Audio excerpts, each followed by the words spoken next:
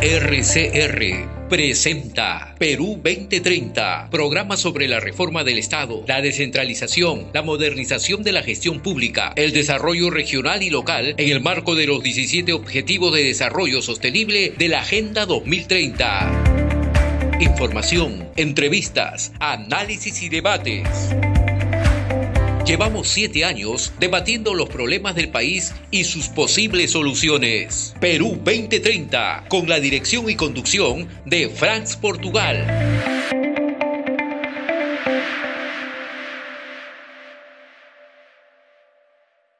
Vamos entonces a nuestra mesa central, Descentralización, Balance y Propuesta, con Neftalí Carpio, abogado y comunicador social, magíster en gestión pública, especializado en gestión municipal y regional. Una primera pregunta, Neftalí, y de cajón que hemos venido haciendo, es ¿cuál es tu impresión, ¿no?, sobre la situación actual del proceso de descentralización? Algunos dicen que ha fracasado, otros que está estancada, ¿no?, que es una gestión fallida, que no ha cumplido sus objetivos, ¿no?, y algunos hasta plantean que hay que revertir el proceso, volver nuevamente al centralismo. ¿Cuál es tu primera impresión general respecto a este tema? Bueno, yo creo que desde el punto de vista técnico-legal, el proceso de descentralización en cierto sentido está estancado, es cierto, ¿no? Porque no olvidemos que la idea de crear regiones no eran las que existen ahora, ¿no?, de los gobiernos regionales, que son departamentos, sino constituidas por 2, 3 departamentos, ¿no? Entonces, ese proceso en realidad está bloqueado, porque después de la iniciativa en el gobierno de Toledo de realizar referéndum que la gran mayoría no fue aprobada, ¿no?, entonces ese proceso está estancado, ¿no? Políticamente es cierto que hay una sensación de frustración, de desprestigio, ¿no? Entonces yo me hacía la siguiente pregunta, pensando un poco en conversar contigo, ¿no?, apelando un poco a lo que es propio del análisis político, ¿no?, nosotros que venimos del área de ciencias sociales, ¿no?, apelando al razonamiento contrafáctico, ¿no? ¿Qué hubiera pasado si este proceso de descentralización se hubiera dado con un sistema de partidos políticos fuerte, ¿no es cierto? Yo creo que los resultados serían otros, y a veces no miramos eso, ¿no? Entonces, en cierto sentido, este proceso está estancado, hay una sensación de frustración, porque el propio régimen político, al vaciar, ¿no?, de contenido la democracia, no permite entonces ir más allá, ¿no? Recuerda tú que las leyes de descentralización se dieron en el año 2002, ¿no? Y un año y medio antes, 2 años antes, se había dado la crisis política con Fujimori. Y la gran promesa era iniciar un proceso de transición, uno de cuyos elementos fundamentales era fortalecer el régimen político del país. Y eso, en lugar de darse, más bien se ha agravado poco a poco. Entonces, no se están cumpliendo algunos requisitos, pues, de un proceso de descentralización que son claves como proceso, ¿no? Por ejemplo, sujetos sociales que respalden ese proceso, élites regionales, élites nacionales que estén convencidas que el proceso de descentralización es importante. Yo creo que no solamente no están convencidas, no la tienen clara y no quieren, y más bien atentan contra el proceso de descentralización. El compromiso de la propia academia, de las propias universidades. Eso como proceso no se ha dado. Entonces es una situación hueca que ha terminado entonces llenada en el caso de las regiones, en gran parte por mafias, por organizaciones incluso criminales, ¿no? Y por otro lado, ha sido deformado por la propia responsabilidad del Poder Ejecutivo, ¿no?, en las diferentes etapas, ¿no? Yo creo que ahí el papel, muchos se preguntan, ¿no?, ¿de quién es la responsabilidad de lo que está ocurriendo actualmente con el proceso de descentralización? Yo creo que es principalmente del gobierno nacional, de la centralidad estatal, que no lo hizo bien, ¿no? Y también es cierto que hay una responsabilidad de las élites regionales, ¿no? También no podemos dejar de lado eso, ¿no? Por ejemplo, ¿no?, el artículo 108 de la Constitución señala que el proceso de descentralización es un proceso permanente, progresivo, ¿no? Yo creo que uno de los errores que se cometieron durante la época de Toledo y Alan García fue acelerar este proceso. Sobre todo Alan García, por algo le decían el loco Alan García, ¿no? De un momento a otro transfirió todas las funciones y competencias en gran parte de los gobiernos regionales cuando debió ser un proceso más gradual, con un sistema de acreditación, ¿no? Como un proceso más pensado, y además disolvieron el Consejo Nacional de Descentralización, cuando justamente ese era el espacio de concertación, de monitoreo, de encuentro de los diferentes niveles de gobierno, encargado entonces de monitorear, ver qué dificultades, problemas había para corregirlo. Al no existir entonces, eso no se dio, ¿no? Y ese es un gran problema que ha existido en este proceso. A eso además quisiera agregar algo que es muy importante a tener en cuenta, ¿no? Creo que el Poder Ejecutivo, en los diferentes gobiernos, no ha cumplido en realidad su rol rector, como manda la Constitución, ¿no? Y la propia ley orgánica del Poder Ejecutivo.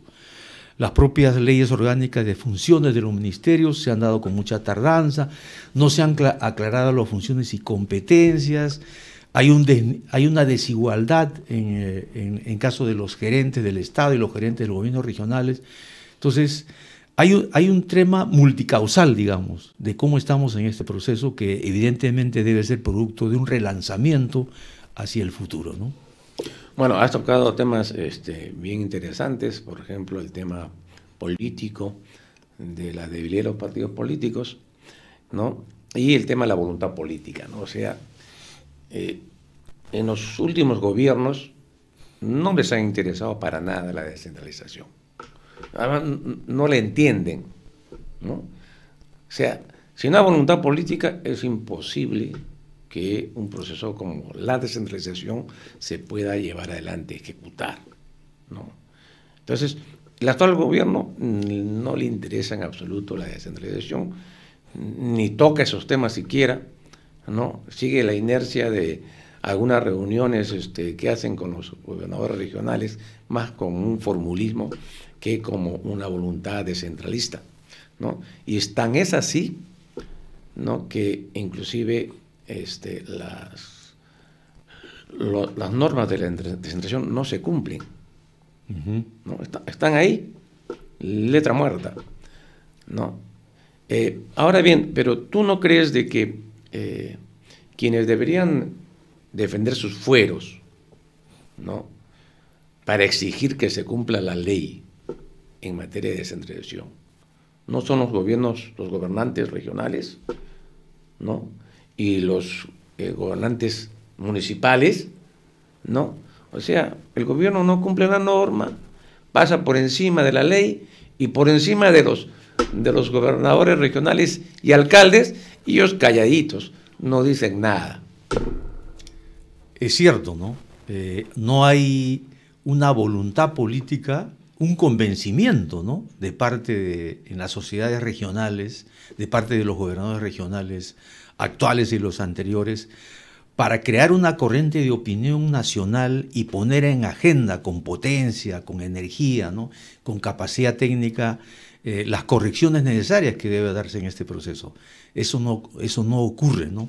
Yo creo que ahí lo que pasa es que se produjo un disloque, ¿no? Tú recuerdas que cuando se dieron los cambios y las leyes, en el Congreso habían líderes que eran parlamentarios y que provenían de experiencias regionales y municipales. Ajá. Tenías tú a Ernesto Herrera de Hilo, tenías tú no necesariamente en el Congreso, tenías a Guillén, tenías a Eduardo Carhuaricra, tenías a Murguía en el norte, tenías a Guerrero en Cajamarca, ¿no? Tú mismo estabas en el Congreso, ¿no? Como un funcionario. El mismo Pedro Planas, con los matices que podríamos tener con él antes, ¿no? Entonces, habían liderazgos intelectuales que pusieron en agenda este tema. Ahora más bien, ¿sabes qué? Yo más bien pienso que algo así como que estos líderes y estos gobernadores quieren desentenderse de los problemas. Te pongo un ejemplo concreto, ¿no? El proyecto Majes 2, el proyecto Chinecas y el proyecto Chavimochic, ¿no? Que están volviendo a el Poder Ejecutivo. En estos días anteriores, el Consejo Regional de Arequipa ha acordado devolver el proyecto Majes 2 al Poder Ejecutivo. O sea, renuncian a sus fueros. ¿Por qué? Porque en la práctica, como se dice, no quieren comprarse esa papa caliente, ¿no? Pero también hay un tema de incapacidad, ¿no? De no afrontar, quizás no tener claridad sobre cómo resolverlo, ¿no? Entonces, por ejemplo, esos son indicativos de que hay más bien un proceso de recentralización, ¿no? Y tú has llamado un tema bien interesante, que es el que en el Parlamento, ¿no es cierto?, ahora no hay quien esté liderando la descentralización. O sea, no hay personalidades, congresistas, parlamentarios que estén peleando, empujando la descentralización. Nada. Y un dato más reciente. Anualmente la descentralización es evaluada, así lo establece la Ley Orgánica de Gobiernos Regionales, por el Poder Ejecutivo. Dice la ley de que anualmente el Poder Ejecutivo debe presentar ante la Comisión de Descentralización su evaluación de la marcha, su evaluación anual de la marcha del proceso de descentralización en consulta con los gobernadores regionales. Bueno, el último informe que ha presentado el Poder Ejecutivo es del año 22. 23, nada. 24 ya estamos a mitad de año, nada.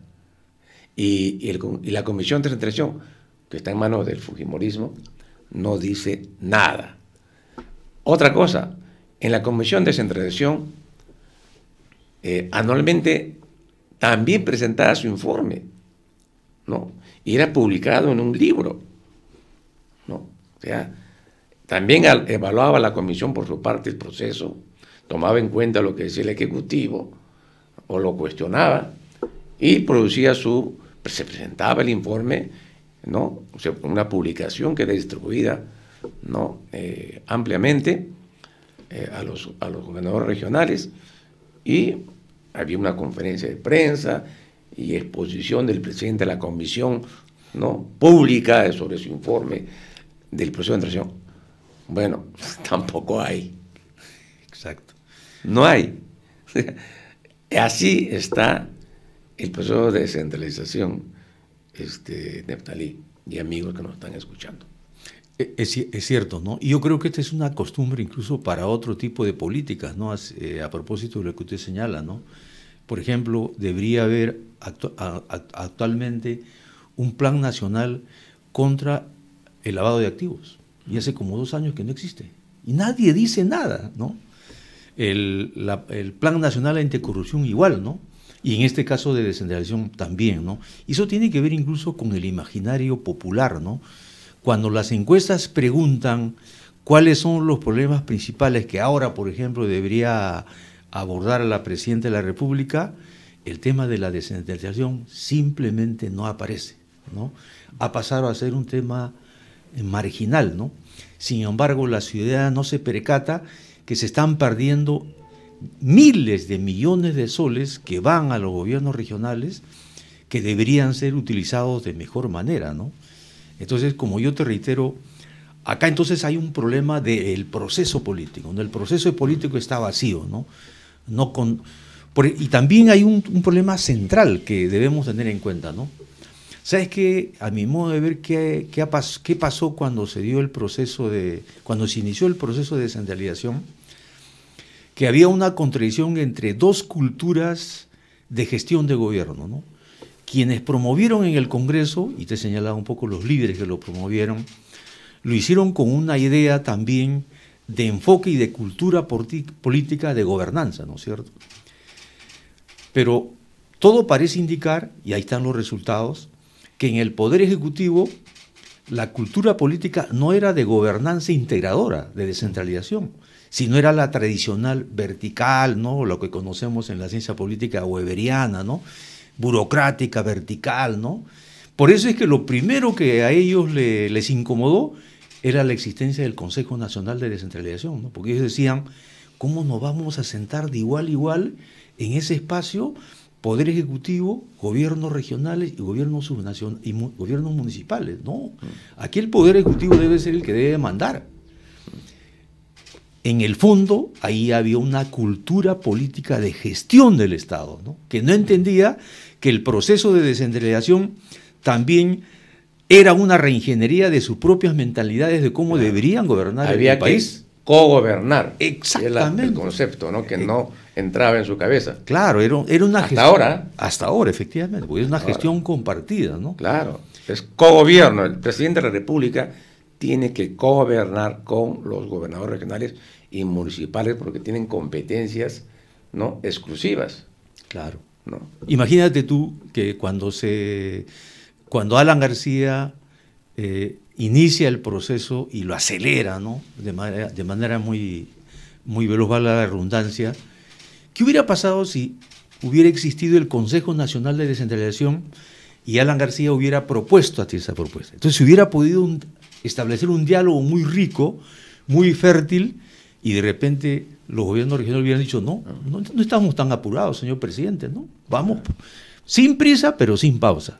Ahí nosotros proponíamos que debería conformarse, ¿no?, porque ahí criticamos que el Consejo Nacional de Descentralización no era tan representativo que digamos. Claro. Y entonces nosotros proponíamos ahí en ese periodo, antes de que se disuelva el CND, ¿no?, de que se forme el Consejo, ¿no?, de Presidentes Regionales presidido por el Presidente de la República.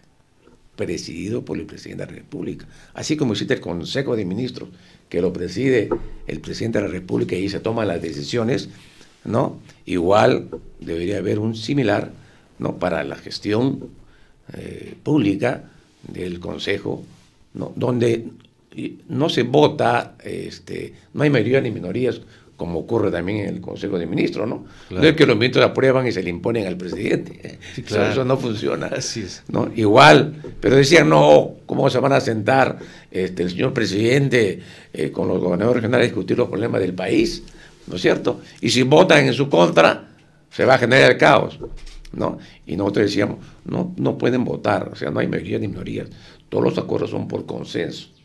Y si hay un tema que no se ponen de acuerdo, sale de la agenda, lo cual obliga a consensuar si quieren resolverlo, ¿no? Se trataba por el concepto de gobernar. No, y crear una esfera pública de debate sobre los temas regionales, un fuero de discusión que se replicaba en la región, en los departamentos. Entonces se ponía en agenda y la ciudadanía discutía, las universidades, ¿no? Lo que no entendía era que si el gobierno nacional tiene políticas públicas nacionales, ¿no?, por sector, ¿no?, para que esas políticas públicas nacionales se puedan ejecutar en el nivel regional o municipal, necesita la participación del gobierno regional y municipal.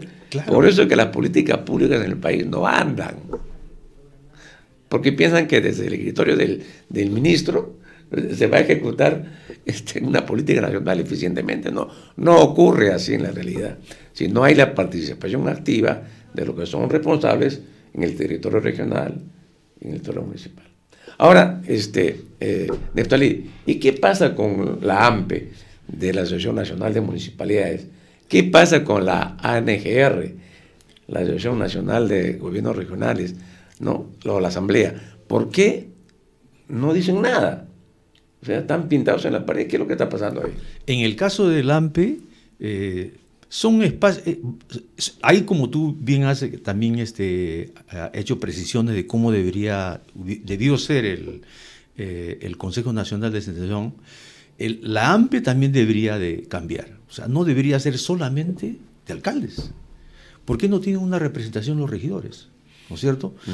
Es asamblea no solamente de alcaldes, una coordinadora de alcaldes. Y básicamente se hacen para establecer políticas de lobbies frente al Poder Ejecutivo, o sea, no se convierte en un espacio de discusión y de cambios, porque hay muchos cambios que hacer en el sistema municipal. Pero no pelean por sus competencias, exacto, no definen sus competencias, ni tampoco el tema de los presupuestos, porque deberían ser actores, interlocutores, ¿no? Al no haber Consejo Nacional de Descentralización u otro mecanismo, pues estas instituciones que ya tienen buen tiempo y justamente se crearon, ¿no?, porque había un no existía el mecanismo de representación de los gobiernos regionales ni de los municipales frente al Ejecutivo, ¿no? Porque si existiera el Consejo Nacional de Presidentes Regionales presidido por el Presidente de la República, la NGR no tendría razón de existir, ¿no? Claro, no tendría sentido. Y más bien lo que ha ocurrido es que los famosos GORES se han creado como instancias domesticadas y de supeditación al Poder Ejecutivo, donde el elemento central de coacción, digamos, de relación vertical es el tema presupuestal, ¿no es cierto?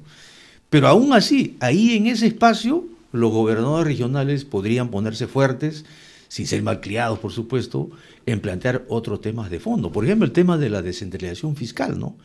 Es cierto, el enfoque era que una vez que se creaban las verdaderas regiones entre 2 o 3 departamentos, se iba a dar la descentralización fiscal. Pero ese tema podría ser replanteado de otra manera. Porque mira tú, yo creo que hay un tema que a mi modo de ver resulta siendo perverso, ¿no? Los gobiernos regionales, las sociedades regionales y también las municipales se están acostumbrando a recibir todo del Poder Ejecutivo, ¿no? Pero no participan de la recaudación, ¿no? Entonces es algo así como que, mira, tú defiendes la plata que tú produces, ¿no es cierto? Entonces, si un gobierno regional o las municipalidades participan de la recaudación tributaria, van a defender esos recursos y la propia burocracia civil va a defender, ¿no? Pero no es un tema que ha sido planteado, ¿no? Por ejemplo, yo creo que ahí habría que volver a discutir cuál de las modalidades de descentralización fiscal es la que se aplica, porque hay hasta 4 modalidades, ¿no? La de transferencias, que es la que predomina, la mixta, ¿no? La de recaudación propia, y hay otra que se me escape la memoria, ¿no? Yo estaría más por una mixta, ¿no? En los cuales los gobiernos regionales participen, o sea, que hagan el esfuerzo. Mira, yo te pongo el ejemplo de Lima. En Lima Metropolitana, donde básicamente yo actúo, Lima, una de las instituciones más eficientes que tiene es el Servicio de Administración Tributaria. Claro. Y tranquilamente la SAT podría participar de la recaudación del impuesto a la renta de primera y segunda categoría. Y te apuesto que podría ser mejor que el gobierno nacional. Y un porcentaje pequeño podría, en premio a eso, podría ir al gobierno metropolitano, que no tiene plata. Por eso es que, porque como se dice ahora, ha tenido que endeudar a la municipalidad porque no hay recursos. O sea, es imposible que la Municipalidad de Lima, con 145 millones para proyectos de inversión, pueda ser sostenible, ¿no es cierto?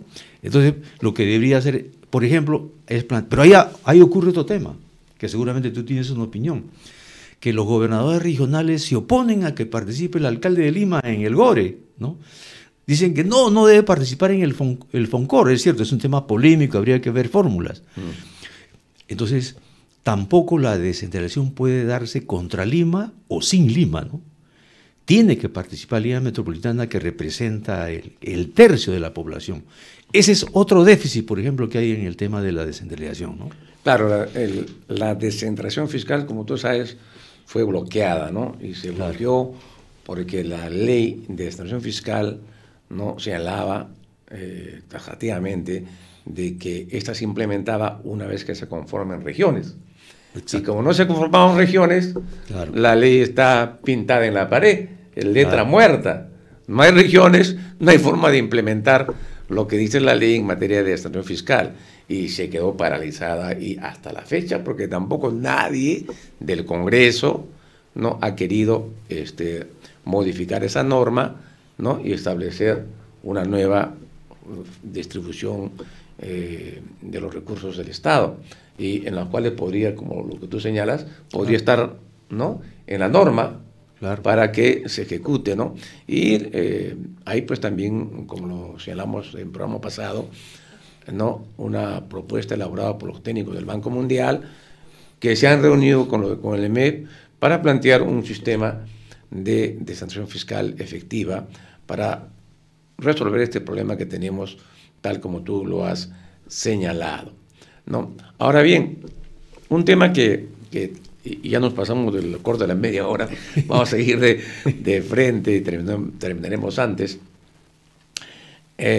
el tema de la regionalización.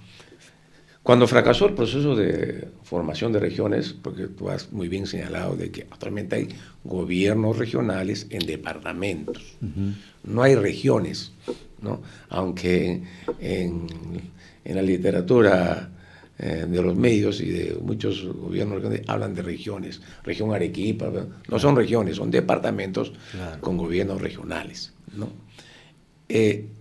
Una vez que fracasó ese proceso, en el Congreso, la Comisión de Descentralización vio que eso no marchaba, no era posible que se tomara esas decisiones vía referéndum, y planteó de fortalecer las juntas de coordinación regional y que debería elaborarse un plan nacional de regionalización, ¿no?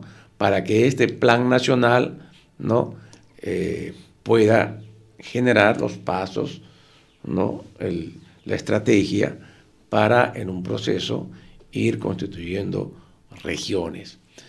Pero lo que pasa es que ese plan nunca se hizo hasta la fecha, y estamos hablando de ¿qué? De 15 años, ¿no? Exacto. Nunca ese plan se elaboró, ¿no?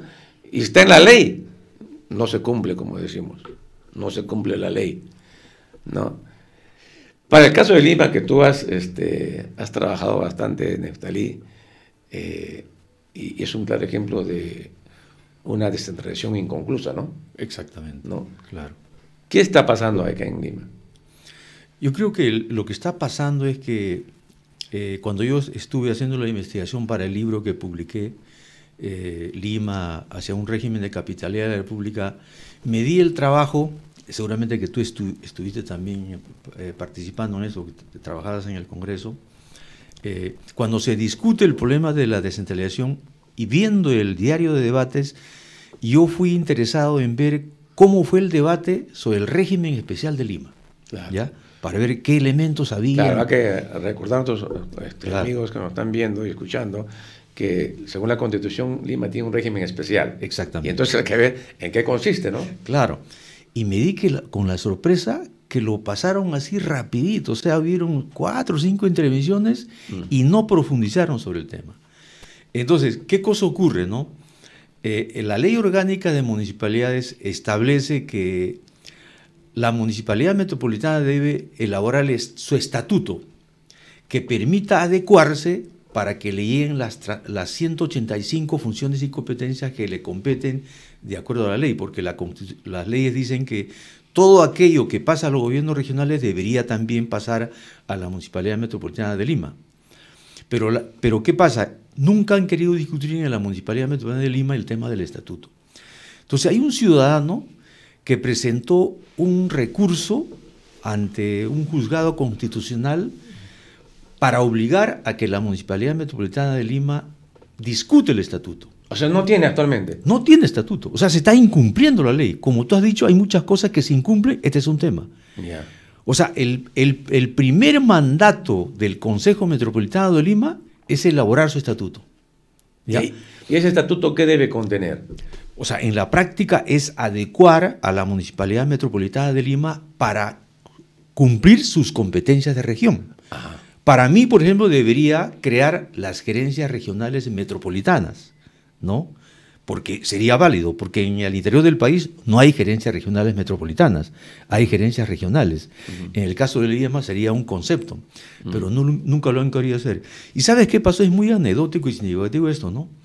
El juez llega a la conclusión y le dice a la Municipalidad Metropolitana de Lima que se sirva interpretar en qué consiste el régimen especial de Lima Metropolitana porque no está claro. ¿Sí? Te voy a enviar esa sentencia. Eso pinta de cuerpo entero lo que no resolvió precisamente el Congreso de la República. ¿Cómo se come el régimen especial de Lima Metropolitana? Mira tú, Lima Metropolitana tiene 2 pliegos presupuestales. Un pliego presupuestal como región, que tiene muy pocos millones de soles, y tiene un pliego presupuestal provincial que tiene cientos de millones de soles. Entonces las competencias de región están completamente disminuidas y lo que se produce es una permanente superposición, desorden, ¿no? Entonces, como parte de esta discusión que se está promoviendo, y en tu programa, por ejemplo, que muy certeramente lo abordas permanentemente, hay que volver a discutir el tema de en qué consiste el régimen especial de Lima, porque todas las capitales en el mundo tienen regímenes especiales, ¿no? Por ejemplo, la Ciudad de México tiene su constitución, Madrid tiene su ley de capitalidad, Bogotá tiene su alcaldía mayor. Hay diferentes modalidades, ¿no? Las sociedades capitalinas han sabido, digamos, crear sus propias particularidades, ¿no? Y ahí también el propio alcalde de Lima falla, ¿no? Porque en vez de endeudarse por 20 años, lo primero que debió hacer el alcalde de Lima, decir a Lima, ciudadanos de Lima, la Municipalidad Metropolitana de Lima no tiene recursos. Tenemos que generar un debate, una discusión de cómo resolvemos estos problemas, porque la inversión per cápita es ínfima. Lima tiene el presupuesto más bajo de las capitales de Latinoamérica. Ese debería ser un tema de fondo, pero evidentemente en el marco de la descentralización, ¿no? En el marco de la descentralización. Y hay una discusión. Hay tres puntos de vista. Lima debería quedarse como está, con ese régimen de Municipalidad Metropolitana de Lima, que además es régimen provincial, ¿eh? Claro. Cuando Lima ya debería ser una región metropolitana, ¿no? Otra oposición es que plantea crear la alcaldía mayor, que fue la iniciativa de Jorge Muñoz, y el Congreso le respondió que era inconstitucional, porque Jorge Muñoz planteaba crear algo así como 5 municipalidades integradas intermedias. Entonces el Congreso le dijo, esa figura no está en la Constitución. Claro. Entonces no pasaba. Y la otra es crear un gobierno regional metropolitano, que ya está en la Comisión de Descentralización. Ahora, ahí, sobre ese punto del ámbito territorial de competencia, lo que ocurre normalmente a nivel de los departamentos es que el alcalde provincial, ¿no?, respecto a los distritos de su territorio, no tiene ninguna competencia ni hace nada, ¿no es cierto? Porque los distritos están pues alejados, ¿no es cierto? Exacto. Están alejados y solamente administra el cercado de su provincia, Claro. ¿no es cierto? Pero acá en Lima eso es diferente, porque los territorios están, ¿no es cierto?, son una unidad. Exactamente. ¿No es cierto? Y por consecuencia, la gestión municipal no puede ser pues similar a que lo que ocurre en un departamento, ¿no?, en las provincias, ¿no? Claro, es cierto, ¿no? Mira, es significativo lo que está pasando con esta famosa oferta que ha planteado López Aliaga en su propia campaña electoral de la compra de motos, ¿no? Lo que está haciendo la Municipalidad Metropolitana de Lima es haciendo las funciones solamente de comprador de motos, porque solamente puede dirigir las motos del cercado de Lima y las demás la tiene que entregar al Ministerio del Interior y a cada una de las municipalidades distritales, y algunas de ellas no han aceptado porque le han dicho al alcalde, está bien, señor alcalde, usted me quiere dar 50 motos, me quiere dar 100, pero yo tengo que poner la gasolina. Claro. Yo tengo que tener un lugar donde guardarlas, tengo que hacer el mantenimiento y yo no tengo presupuesto para eso. Y tengo que poner a alguien que maneje la moto. Exacto, y tiene que por lo menos tener 2 choferes, ¿no? Por lo menos 2 turnos. Entonces es un sistema que no funciona, pero ahí seríamos injustos en achacarle toda la responsabilidad a López Aliaga y no darnos cuenta que hay un problema estructural de fondo, ¿no? Pero hay otro problema más ahí, Neftalí, ¿no? Así es. ¿Qué hace una municipalidad comprando motos?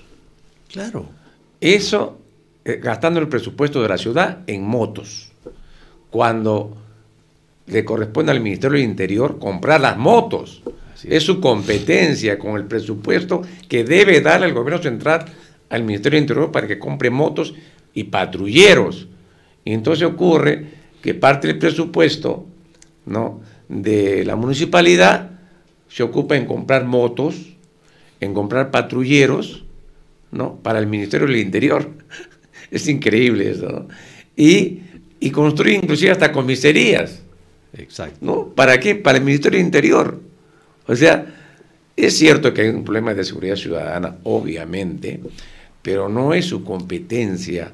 Ojo, no es competencia de las municipalidades adquirir motos, ni patrulleros, ni hacer comisarías.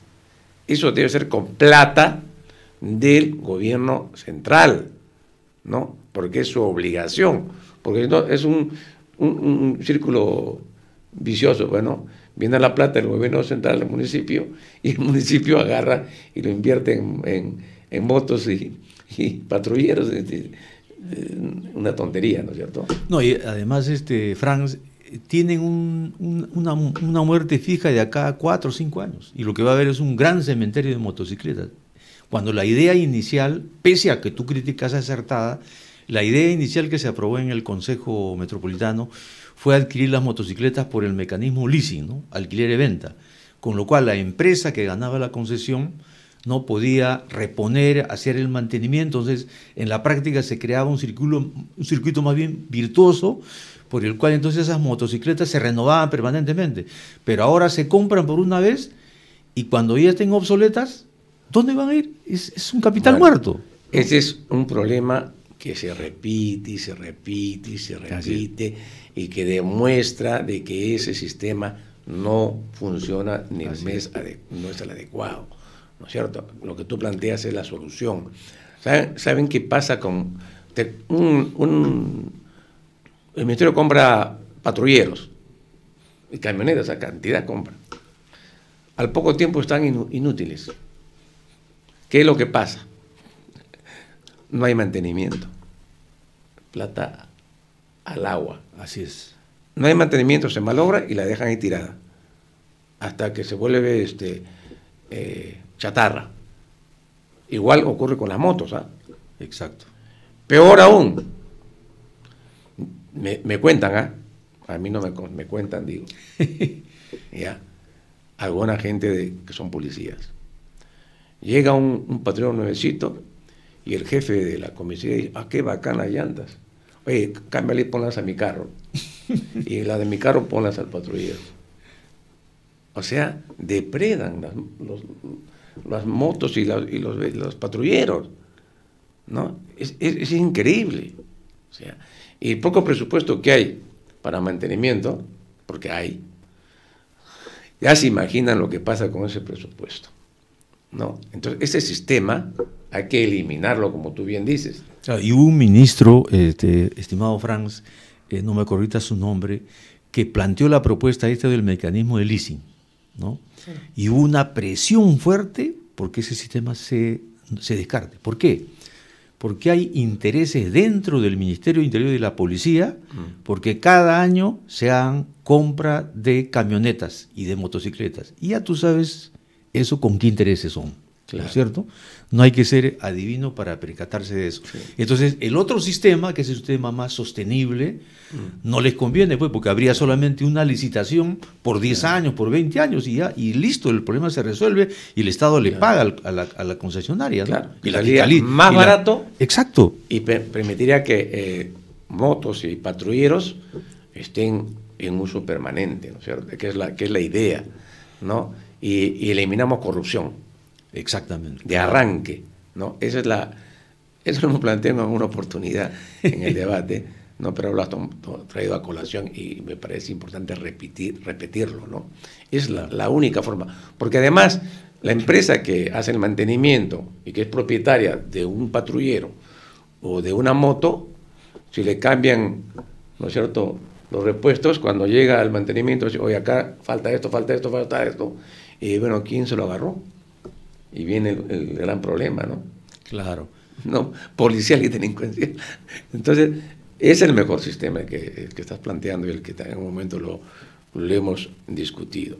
Ahora bien, volviendo al tema de otro asunto que hemos planteado, es el fenómeno de los ministerios. Los ministerios, ¿no?, han creado una cantidad de oficinas. Oye, el tiempo ya nos ganó, se nos ha ido rapidísimo.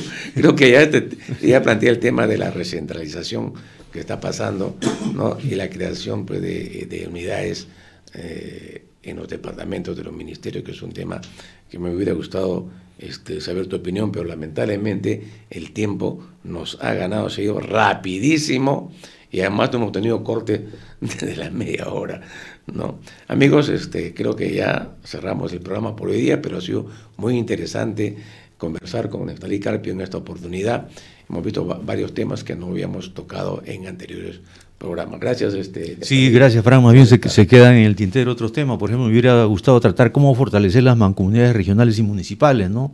Entre otros temas. Bueno, claro, será para otra oportunidad. Muchas gracias, más bien.